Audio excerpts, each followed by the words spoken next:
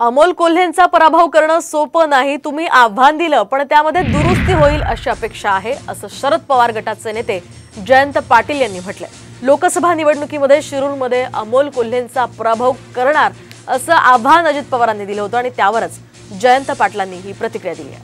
महाराष्ट्रातल्या अनेक आमच्या नागरिकांना, ग्रामस्थांना, महिलांना त्याच्या सिरियल लागायचे त्यावेळेस खिळून ठेवण्याचं काम केलं। हे त्यांचे प्लस पॉइंट आहेतच, पण ते प्लस पॉइंट आहे तू काळजीच करू नको। तिथं दिलेला उमेदवार मी आज तुला सांगतो की निवडूनच आणून दाखव। आज काही लोक अमोल कोल्हेंना पराभूत करण्याची भाषा करतायत। ज्या शिवछत्रपती शिवाजी महाराजांना आणि संभाजी महाराजांना घरोघरी पोहोचवणारे जे अमोल कोल्हे आहेत त्यांचे पराभव करणं मित्रांनो एवढं सोपं नाही।